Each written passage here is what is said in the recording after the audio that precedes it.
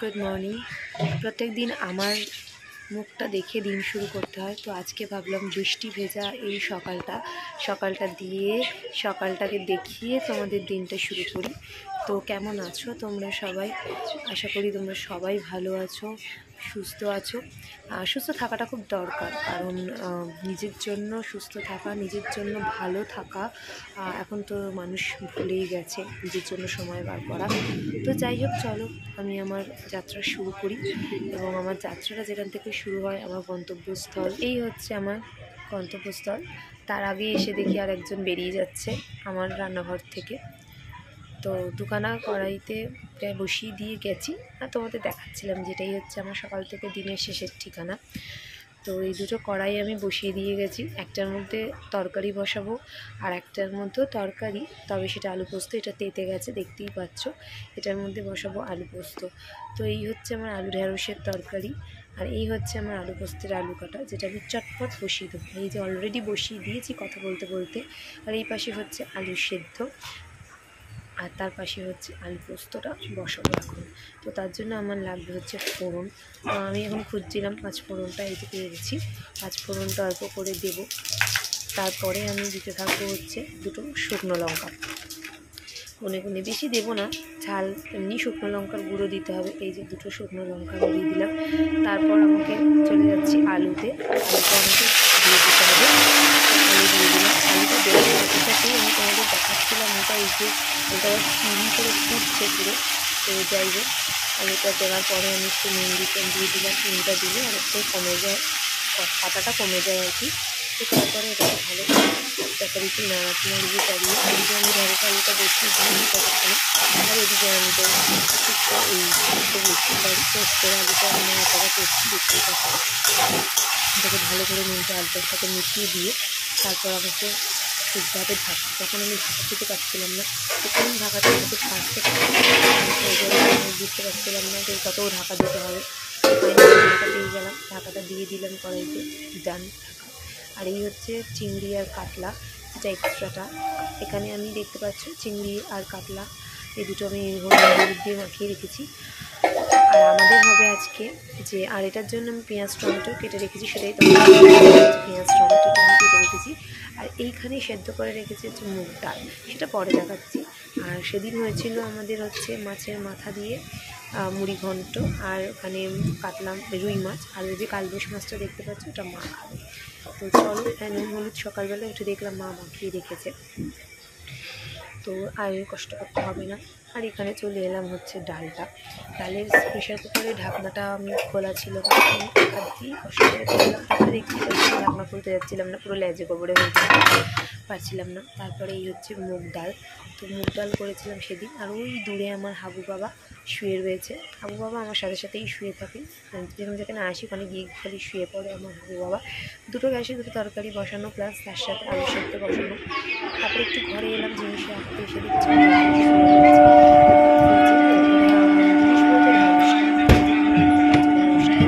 সবজির ট্রেগুলো, ঢ্যাঁড়সটা রেখে দিলাম। প্রচুর সবজি আমার ট্রেতে, সেটাই দেখাচ্ছিলাম তোমাদেরকে, যেমন প্রচুর সবজি। আর এই হচ্ছে ভর্তি কাঁকড়া ছিল। তো এখানে চলে এসেছি, দেখতেই পাচ্ছ আলু ঢেঁড়সের তরকারিটা নামার দিকে। মোটামুটি তখন আমার দুটো রান্নাই কমপ্লিট হয়ে গেছিলো। তো সেটাই তোমাদেরকে দেখাচ্ছিলাম যে দুটো রান্নাই আমার কমপ্লিট হয়ে গেছে। আর যেহেতু চিড়ের কড়াই, এখানে আমি চিনি দিয়েছিলাম, চিড়ের কড়াই বলে না, তরকারিতেই চিনি দিয়েছিলাম। তো চিড়ের কড়াইতে করেছি, সেটাই একটু নাড়াতে হচ্ছে, নাহলে তলাটা ধরে যায়। কিন্তু আমার রান্না করতে আমার ভীষণ ভালো লাগে চিড়ের কড়াইতে, কারণ তাড়াতাড়ি করে ঠিক হয়ে যায় তোমার রান্নার দান। আর এটা দেখতে পাচ্ছি আলু পোস্ত আর ভাংসিকা আলুর তরকারি, দুটোই আমার রান্নার দান। আলুর পোস্তটা খুব সুন্দর হয়েছিল দেখতে। তো তারপরে আমি চলে গেলাম হচ্ছে ডালের দিকে, কাজ করলাম। ডালটা আমি কাঁটা দিয়ে ঘেঁটে রেখেছিলাম। তো এই দুটোকে নামিয়ে নিয়ে সেপারেট করে ভাগ করে নিয়ে তারপর আমি ডালটাকে ফোড়ন দেওয়ার জন্য রেডি হচ্ছিলাম। তো তারপর আমি চলে গেছিলাম হচ্ছে তোমার ফয়েল আনতে। যথারীতি ওখানে মাকে দেখতে পাচ্ছ, মা ওখানে গরমা দিয়ে পরিষ্কার করছে সকালবেলা। আর এখানে আমাদের গোপালকে সেবা দেওয়া হয়ে গেছে। তো এবার আমি খুঁজতে যাচ্ছিলাম যে ফয়েল, তারপরে ফয়েলটা আমি কোনোভাবে পাইনি। তারপরে দেখলাম আমার বড়মাসের ফয়েলটা রেডি করে রেখে দিয়েছে। এই এখন হচ্ছে ফয়েলের বান্ডি রেডি করে রেখে দিয়েছে আমার ফয়েলটা। আমি বোকার মতন ফয়েলটা খুঁজছিলাম তখন, যে খুঁজলাম। কিন্তু আমি বুঝিনি যে ও রেডি করে রেখে দিয়েছে। এই যে আলু পোস্ত দুটো ভরা হয়ে গেল।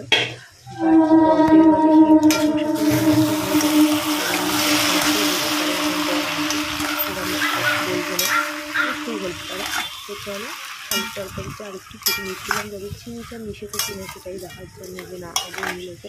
এটাকে এবার ফয়েল করতে হবে। তাতে দুটো আলু পোস্ত যাওয়ার সাথে দুটো আলু পোস্তকে ফয়েল করেছি। এবার এটা নাড়িয়ে চাড়িয়ে নিলাম।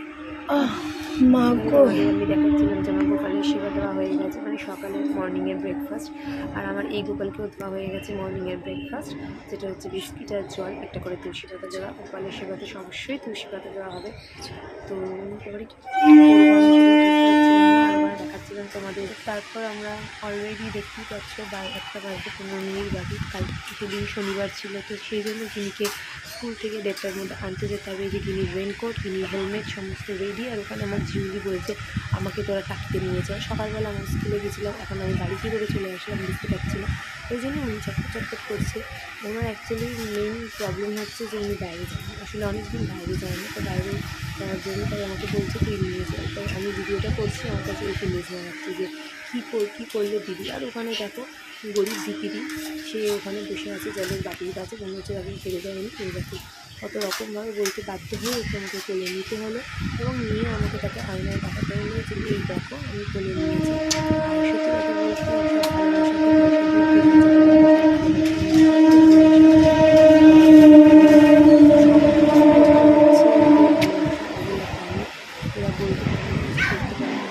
ভালোবাসাটা হচ্ছে সত্যি একদম মানে স্বচ্ছ কাচের মতন, জলের মতন, কাচের মতন যাই বলো, খুব পরিষ্কার একদম। এখানে আমার হাবু বাবা চৌকাটের উপর দিয়ে মাথা রেখে শুয়ে পড়লো যে আমাকে তো খুব ভালোবাসছিস না। আমি গিয়ে বসে পড়ি। আর এই হচ্ছে আমি বেরিয়ে পড়লাম, ছাতা হেলমেট সমস্ত কিছু এসে। আর খাবার নিয়েও বেরিয়েছিলাম, কারণ খাবারগুলো দিয়ে হেলমেট ফেলমেট পরে কিন্তু আমি হেলমেট ছাড়াই সিগন্যালের কাছে পৌঁছে গেছিলাম, যেটা করা একেবারেই উচিত নয়। আমি চলে গেছিলাম। তো তারপরে আমি খানিকটা নিজেকে দেখিয়ে নিচ্ছিলাম। ওখানে গেছিলাম হচ্ছে একজনের বাড়িতে, যেখানে আগের দিন তোমাদের ভিডিওতে দেখিয়েছি, তার বাড়ি খুঁজে পাচ্ছিলাম না জানবাজা। তো সেখানে ও গেছিলো ওপরে খেতে দিতে। আমি কী করবো, দাঁড়িয়ে দাঁড়িয়ে আমি ভিডিও করছিলাম যে দেখাই তোমাদের। আমার ঠিক পেছন দিকেই প্রত্যেক দিন একটা শিবের যে মন্দির আছে, আমি ঠিক শিব ভোলেনাথের সামনে দাঁড়িয়ে থাকি প্রত্যেক দিন গিয়ে।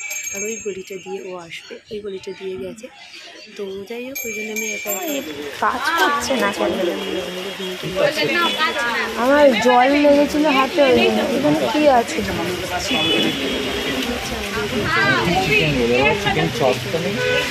কিছু জিনিস থাকে শুক্রবার শনিবার করে, তো মনে হয় শুক্রবারে থাকে।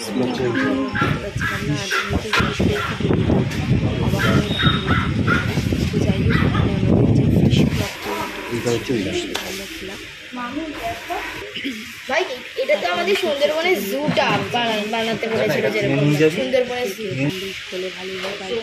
হচ্ছে ফিশ ক্রপ বা ফিশ জিজ্ঞেস করছিলাম যে ভালো থেকে টেস্টে দিক থেকে। তারপরে মামাকেও জিজ্ঞেস করলাম হ্যাঁ ভালো থেকে।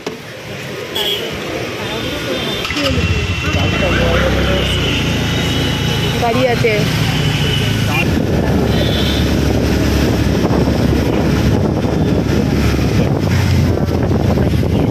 তারপরে এখান থেকে এই হচ্ছে মিশো থেকে পার্সেল এসেছিলো।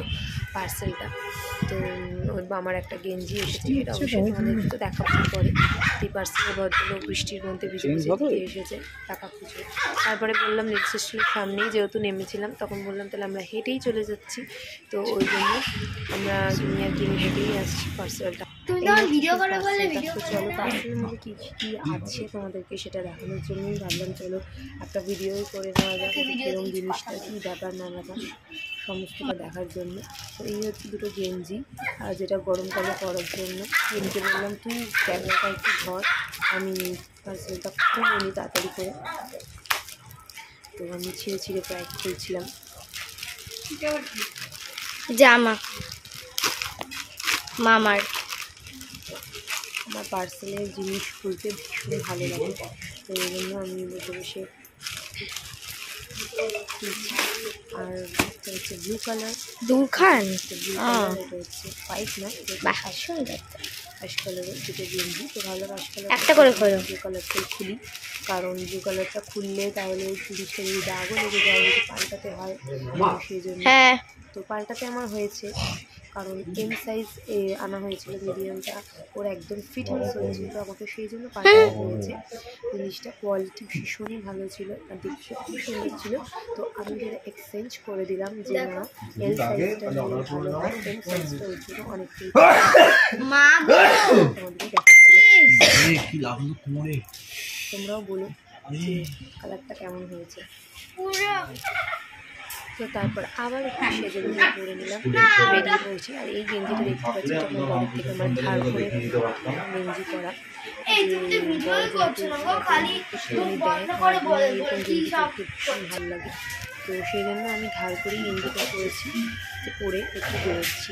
তো চলো কোথায় বেরোচ্ছি না বেরোচ্ছি সেটা তো তোমরা দেখতেই পাবে। এই যে তো এখন বাজে হচ্ছে 10টা বাজতে 5 মিনিট বাকি। তো এখন আমি যখন সবচেয়ে কাজকর্ম সেরে কমপ্লিট হয়ে গেছে, তো বাজারে যখন গেছিলাম বড় বাজারে ওদের জন্য ওষুধ আনতে গেছিলাম। সেটা হচ্ছে এই ডিওর্মিয়ার একটা ট্যাবলেট আনতে গেছিলাম, এটা 10টা থাকে ওয়ার্ম ট্র্যাপ।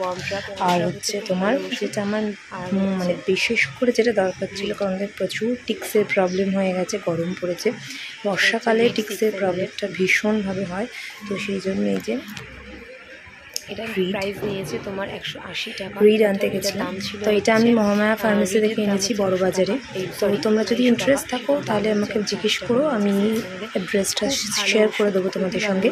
কেন বলছি, কারণ হচ্ছে মহামায়া ফার্মেসিতে যাদের পেটস আছে তাদের তো প্রচুর ওষুধপত্র লাগে, ইঞ্জেকশন লাগে, সব কিছুই লাগে। যাদের পেটস বলতে শুধু ডগ নয়, ডগ, ক্যাট, বিড়াল আছে, গরু, ছাগল, যাই আছে না কেন সব কিছুর ওষুধ ওখানে পাওয়া যাবে, বিকজ ভেটেনারি যেহেতু শপ সেটার জন্য।